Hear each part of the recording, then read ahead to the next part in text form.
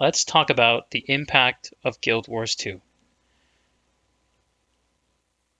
I read this article when it came out about a week ago, but I got the idea from the one and only Mighty Teapot to go over it and talk about it a little bit on video. So that's what we'll be doing. This was written by Robin Baird, who I think has written a few other Guild Wars 2 editorials or articles on the site on good old MMORPG.com. Let's get into it. As I'm sitting here thinking about Guild Wars 2 in this decade and where we are heading with the current story and state of the game, I can't help but marvel at how much of an impact Guild Wars 2 has had on me personally and on the larger MMO stage. So let's stay tuned for that. We're talking about the personal impact of Guild Wars 2 and the larger MMO impact of Guild Wars 2. Keep that in mind. The MMO landscape back in August 2012 was very different. True. WoW was getting ready to release Mists of Pandaria. Final Fantasy XIV was still a year from launching A Realm Reborn, which fixed that game. And Star Wars The Old Republic had struggled in its first year and was preparing for free-to-play implementation, aka the Hail Mary. It was into this landscape that Guild Wars 2 launched, and I didn't know what to expect from it. I don't blame you for that. I wasn't around when Guild Wars 2 launched. That is, I wasn't playing PC games. But looking back at some of the launch hype and marketing around the game, it's pretty easy to understand why you might be confused about what it actually is. First, given that it's actually doing some very new and different things with the MMORPG genre, and secondly, given that awful commercial that everyone loves to make fun of with the woman walking out of the water. Anyway, Rift was the first MMO I tried outside of World of Warcraft, and I don't think it held my attention more than a week. I loved SWTOR when it launched, even wrote some guides for it, but as much as I liked the first raids, it just couldn't keep up when it came to the end game. As a result, I was a bit hesitant about Guild Wars 2. So this person likes the end game. They like when you get to the end of the leveling curve, and I'm supposing they like some kind of meaningful progression once they get to the max level.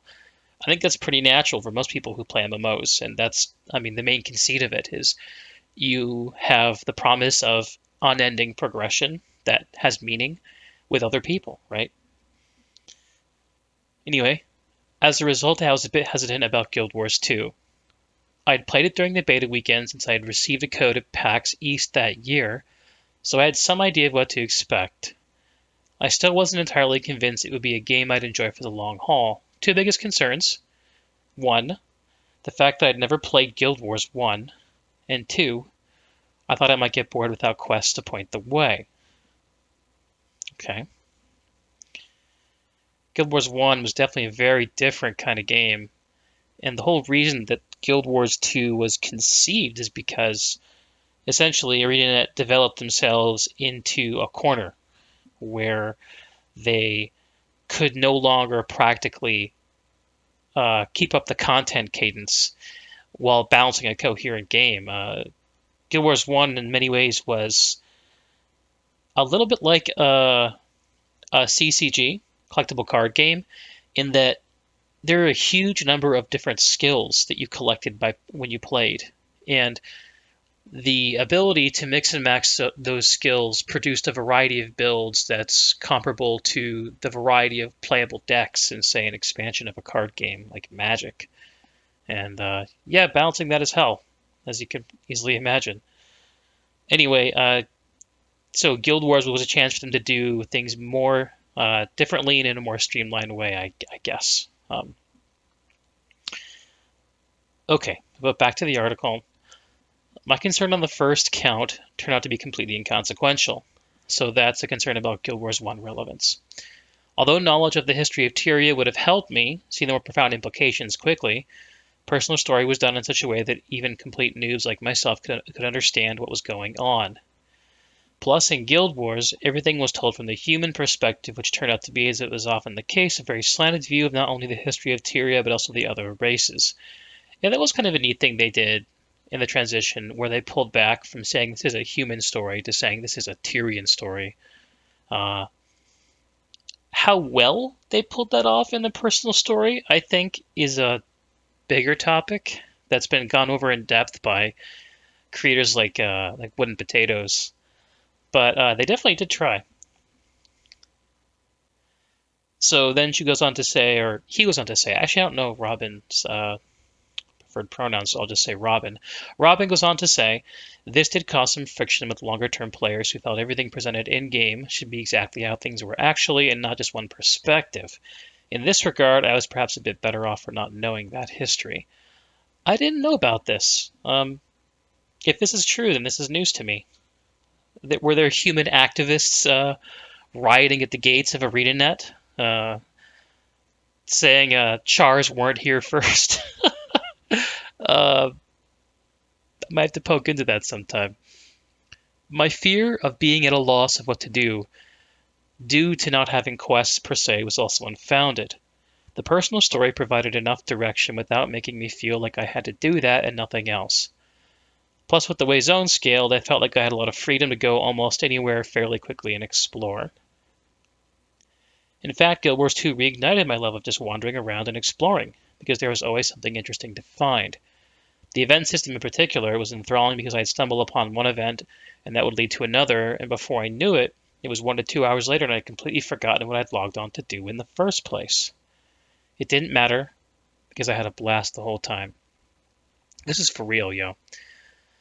Of all the MMOs that I've played, and honestly, I haven't played that many, but I just want to echo this experience, which is coming into the game new. There's an astonishing amount of content that is so easy to wander into. And before you've experienced it all once, it just feels fresh as all hell.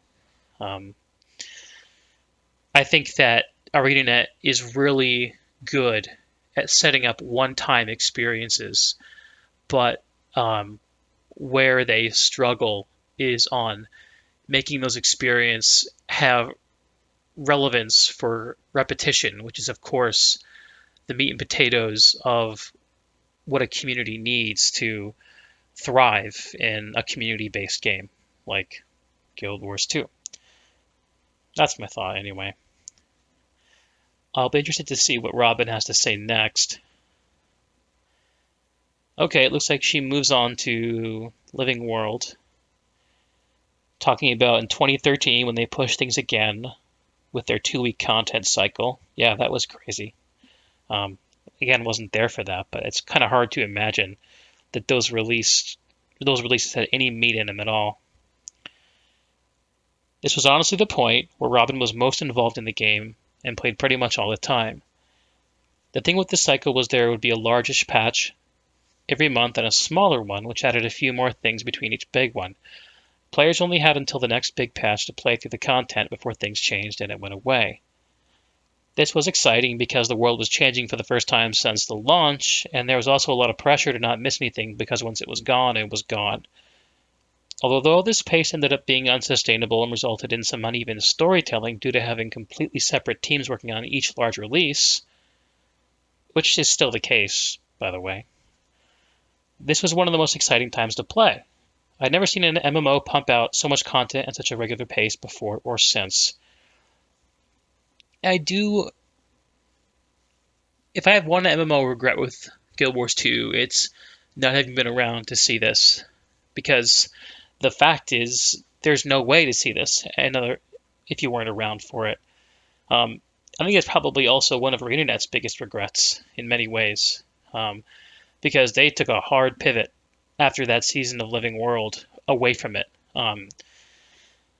Once they realized that either they couldn't keep up the pace or whatever, it's not hard to imagine that leading up to the release of Guild Wars 2, they probably had a head start on a lot of this content. And I am wondering if, as they were getting to the end of what ended up being Season 1 of the Living World, if they were getting to the end of the content that they were ready to release and just had to admit that that was that.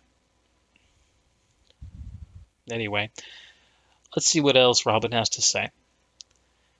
2014 brought another exciting innovation when they implemented the mega servers. Okay.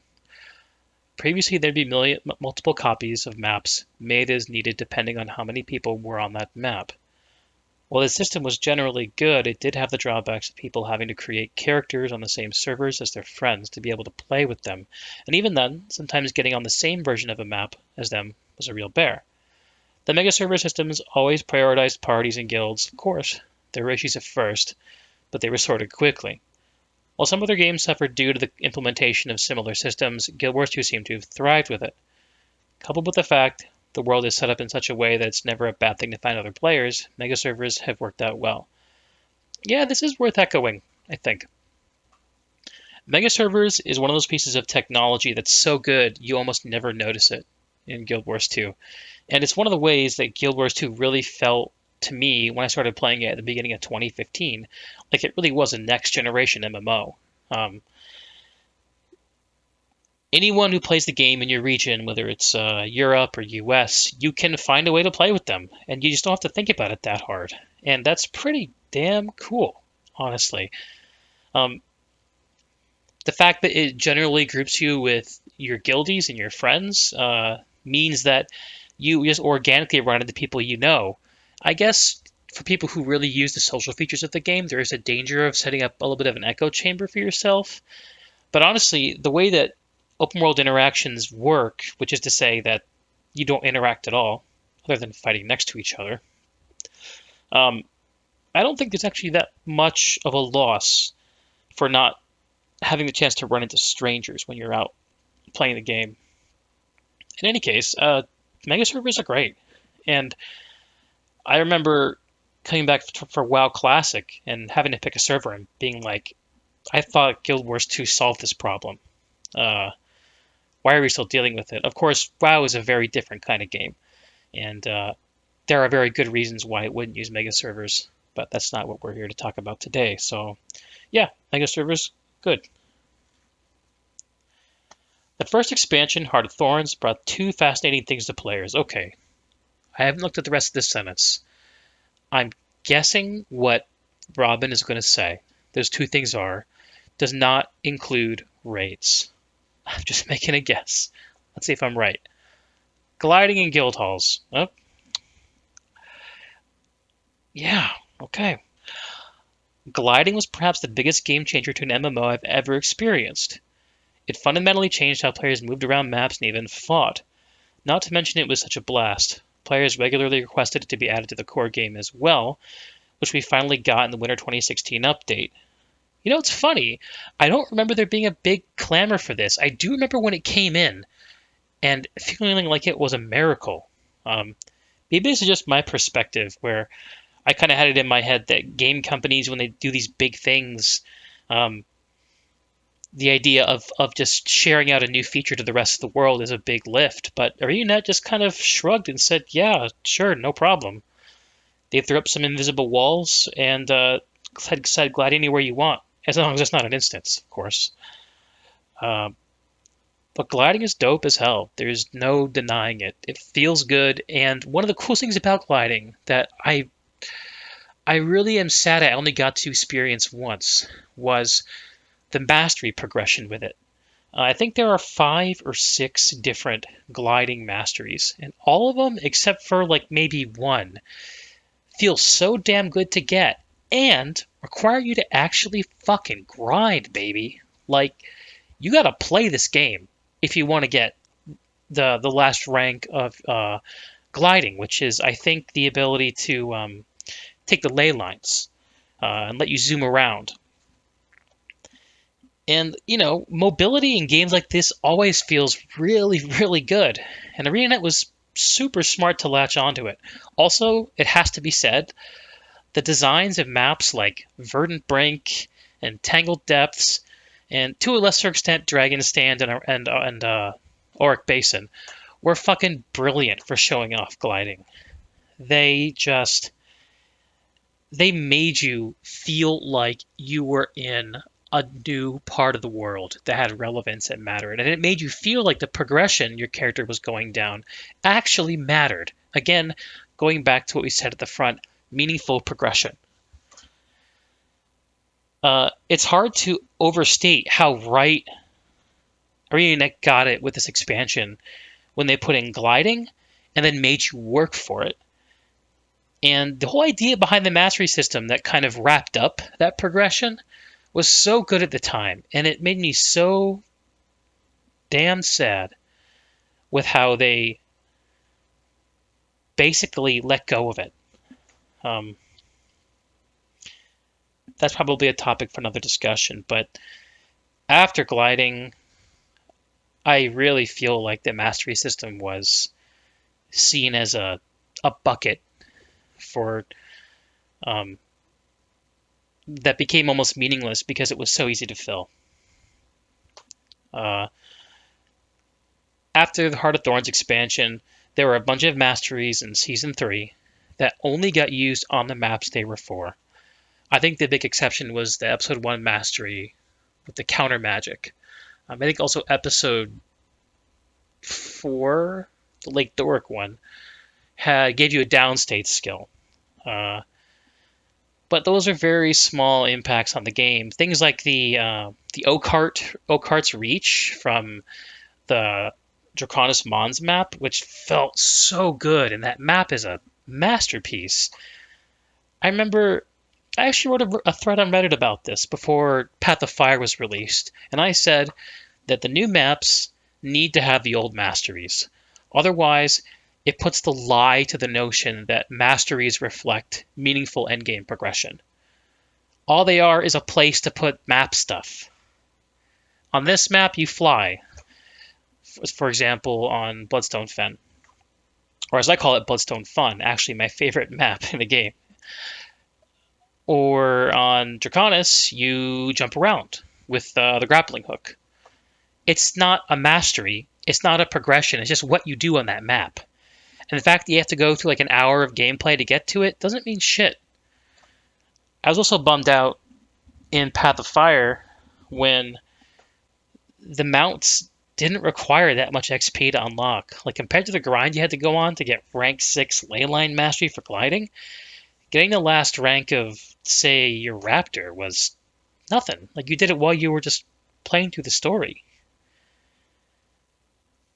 It's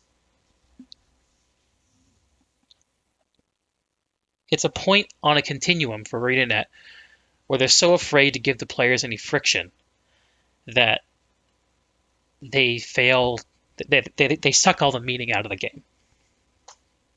I guess I've kind of really digressed here, but I really think that although Robin was right to point out that gliding is great, um, the big mastery system that wrapped up gliding has been a promise unfulfilled. And that's a big impact. And that's a place where Guild Wars 2 has really failed to leave a legacy, I think. Okay, did I finish this paragraph? I don't think so. As excited as I was when I saw gliding in the announcement trailer for Heart of Thorns, I completely underestimated how much I love it. Also, since players can't continually glide forever from everywhere, Arena avoided some of the drawbacks other MMOs have experienced with flying. Gliding was an effective and sometimes strategic way to move about areas, and it's honestly still my favorite way to move around zones. Heck, sometimes I'll jump off tiny ledges to get a second of gliding in. I enjoy it that much. Yeah, gliding good. Sadly, guild halls have not fared as well as gliding has. The core concept of guild halls was excellent. Having a place to hang out with guildies and to be at a launching point for adventures was a great idea. Totally agreed. This guild hall idea sold the notion that this was an MMO. It's a game about cooperating with other people. Um, there are other games out there like World of Warcraft that create the at least sorry, I should rephrase that. WoW Classic. There are games out there like WoW Classic that build the social fabric of their game on interdependency. You want easy access to water, you need to talk to a mage. You want a portal, you have to deal with a warlock. If you want a tank, you have to know a warrior. If you want a healer, you better know, etc., etc. The list goes on. There's tons of dependency built into the way that game plays. And so groups naturally come together. Guild Wars 2 is the opposite of this. Guild Wars 2 is designed to not require you to work with anyone specifically at all, which is why it has the phenomenon of you rolling around in mad bands of strangers, um, aka meta events, world events. But Guild Wars 2 sold the idea that communities mattered, and not just any communities, not just like running together out in the open world where you don't talk to anybody, but actually communities of people that you choose, your guildies, which should be important. Guild halls were a neat idea that it became super obvious. Our internet chose to completely drop after this expansion, and I think there are still a lot of people out there that are scratching their heads and asking themselves, if they had no intention of going anywhere with this, why did they bring it in at all? Because today, aside from the weird decorations minigame you can play, there's no reason for it to exist, which is just sad. Now let's hear Robin's perspective. However, ArenaNet was concerned if they made a guild hall too useful, players would never hang out in the cities, and guilds who wouldn't meet the requirements for the halls would be disadvantaged. You know, this argument only makes sense if you forget about the convenience areas that ArenaNet sells. So to me, I think it would be more accurate to say was, however, ArenaNet was concerned if they made the guild halls too useful, people wouldn't buy convenience areas on the gem store.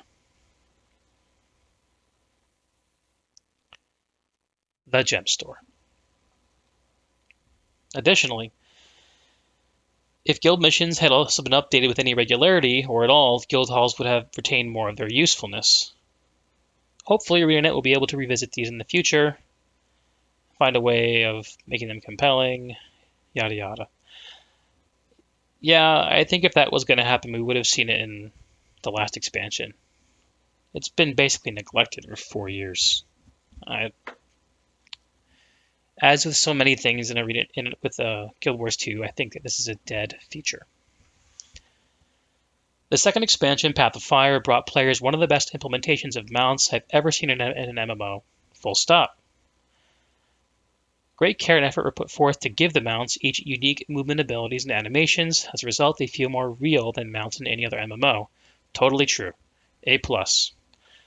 Because each mount has unique ways to move through the world, the choice of which one I want to use often matters. I must have misread that. Let's try this again. Because each mount has unique ways to move through the world, the choice of which one I want to use is often a matter of where do I want to go and how do I want to get there, which helps to keep things interesting.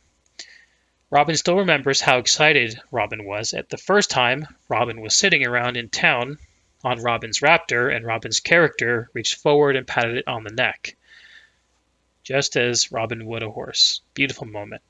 Yeah, animations on the raptor, especially those idle animations, they'll get you. They'll get you. I think less so with the other mounts, but the raptor definitely had a lot of TLC thrown into it. It's very clear. Well, the other mounts are beautiful too. I'm going to scroll down because I'm confused why Robin's not talking at all about the legacy of these features, which, as much as you can say mounts and gliding is great, you have to take their side of that coin, which is those features are progressed through the gem store. Actually, let's try something. Yeah, the word gem is not in this article. So if we go back to the beginning and assess the thesis of this article, that they're there to talk about the personal impact to them of Guild Wars 2 and the impact on larger MMO stage, I think we can't question someone's personal impact. That's the way they feel. Their feelings are real and they're theirs. But I don't think you can talk about the impact of these features on the larger MMO stage without talking about the way they're monetized. And from the beginning, everyone in the community was smart about this.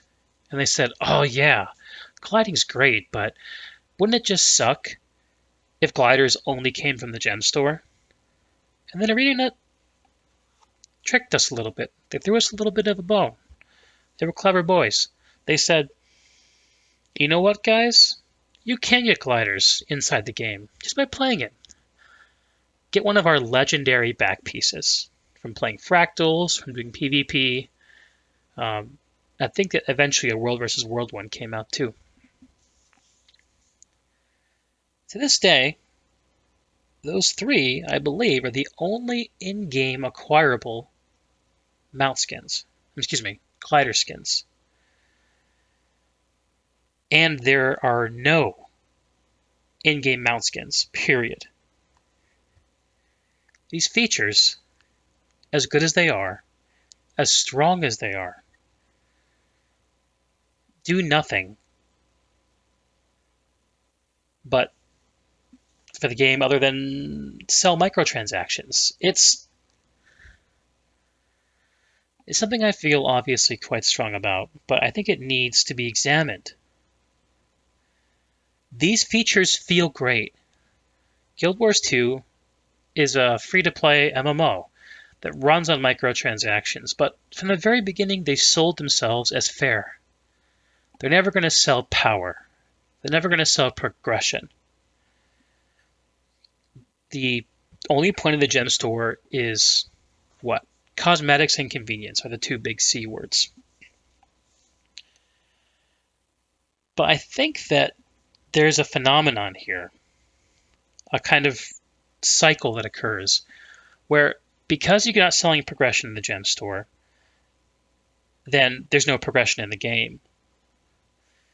Because the only thing you can sell in the gem store is cosmetics, the only way to progress in the game is via cosmetics. At the end of the day, in order to be a successful game, in order to sell, Guild Wars 2 must sell these skins. And evidently, to the extent where they're unable to offer them at all by playing the game. Now, you can make the argument that you can convert gold to gems, which is true, but then you're engaging with a storefront. Y'all, one of the things about WoW Classic that's so fun is that everything you get in that game, you did by playing it.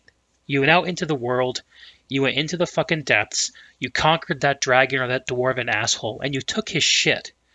So whenever you see a player with that item, good example, let's think about it. How about this one? Okay. Someone I played WoW Classic with has an Iron Foe. An Iron Foe is an insanely rare hammer that drops from the last boss in this hairball of a dungeon called Blackrock Depths. Now, this dungeon is a pain in the ass. And getting to the end boss is the biggest pain in the ass of all. To even get to this guy, even for an experienced group, it takes a lot of effort, which makes it very hard to farm. The drop rate for this item is minuscule, less than 1%, I'm sure. So, when my buddy walks around with his Iron Foe, it tells a story just by seeing it. That story is, I conquered the Blackrock Depths, motherfucker. That place worships me now. Do you know what I see when I see some guy in Guild Wars with a flaming mount skin? I see some guy who opened his wallet. One of those two scenarios builds communities. Stories build communities. Interaction builds communities. Farming to go to the store doesn't.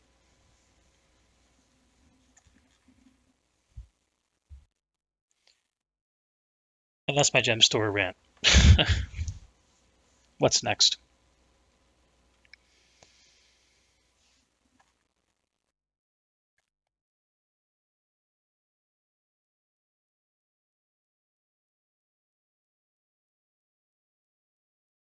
Okay, we talked about mounts.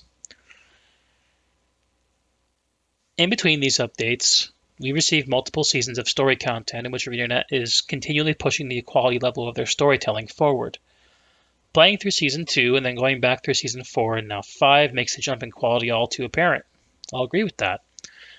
Not only was Season 2 a much less story-focused endeavor, but the way it is told has far less finesse. For example, back in Season 2, I never once thought it would be possible to ride in the back of a dragon and fight.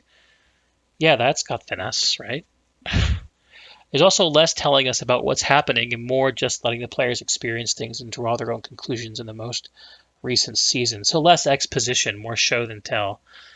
Yeah, I mean, starting in...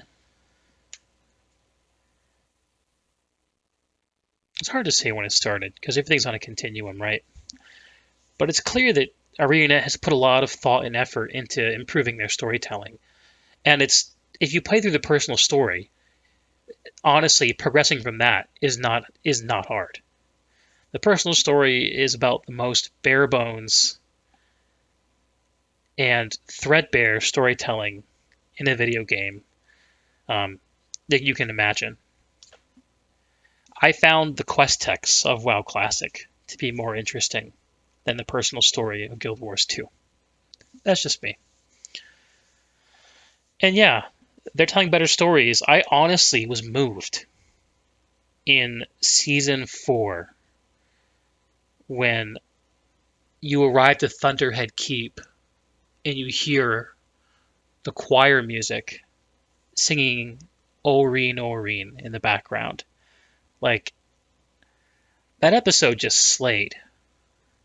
It was a fun map, and the story was really going in a fun direction.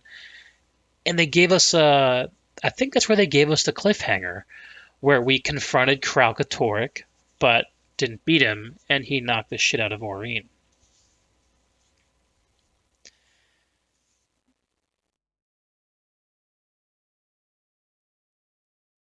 And next episode, which if you're playing through these things back to back, I'm sure doesn't make any sense at all because they just brought Oreen back immediately. But they're obviously putting more effort and thought into the story, and it's getting what seems to be almost all the attention of the studio these days.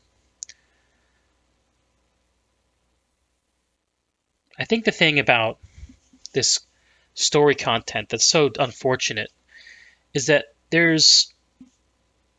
it's something you go through one time. I feel like in an MMO, the proper role of a story is to tell you about the world. Is to pull back the curtain and say, here's where you are. Now, go make your experience. That's a little more of a sandboxy approach, but I see games out there that do this, and they're a relief to play. I feel like I'm not constantly being yelled at or being dragged down a corridor, which is exactly what the storytelling in Guild Wars 2 has done. There's so much focus on telling a really thrilling, compelling story that stars you, that you're playing a single player. I don't even know if you can call it an action game anymore, because it is so easy. There's this fear that comes through louder than a scream from ArenaNet of, oh God, please don't present our players with any friction, because we're just hanging on to them by a thread. And if we make it too uncomfortable for them, they might not like us, and they might not pay us.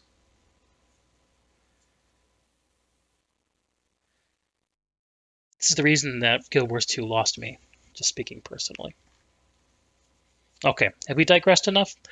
Here's the resolution. So, Robin is telling us about the personal impact on her of Guild Wars 2 and the impact on the MMO scene. Let's see how Robin wraps this up. While the path for Guild Wars 2 hasn't been without its bumps, the last 7 years have been great. I didn't even touch on all the quality of life updates they've gone over the years. Yay, wardrobe, and unlocking dies across your account. Yeah, that's pretty good. Although I think you can debate the goodness of the transmutation system. While Guild Wars 2 may not be everyone's favorite MMO, they are firmly in the top ranks. ArenaNet, thank you for the last 7 years. I can't wait to see where you take things from here. Okay. So what was the impact of this game on this person? They liked gliding and mounts. I think this article might be more accurately titled Musings on or Reflections on Guild Wars 2. Impact is about effect. It's about here's what the thing was before the action, and here's where the thing is after the action. I don't see any impact analysis here. What was Robin like before and after? Well, it's clear that they weren't sure if Robin was going to like the game. So Robin went from not being sure to liking it. Okay.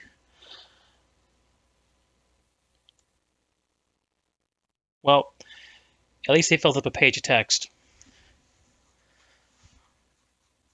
Look, I love Guild Wars 2. No, I want to love Guild Wars 2. I've sunk like 3,000 hours into this game. And I only stopped because there was no meaning in sinking an hour more than I had. I always think it's a shame when big outlets publish articles that purport to be thoughtful on the game without doing actually anything deep. But hopefully you enjoyed listening to my reflections on this article. And if you have any thoughts, I'd love if you'd share them in the comments. Thanks, y'all. I've been Deeg, and I'm out.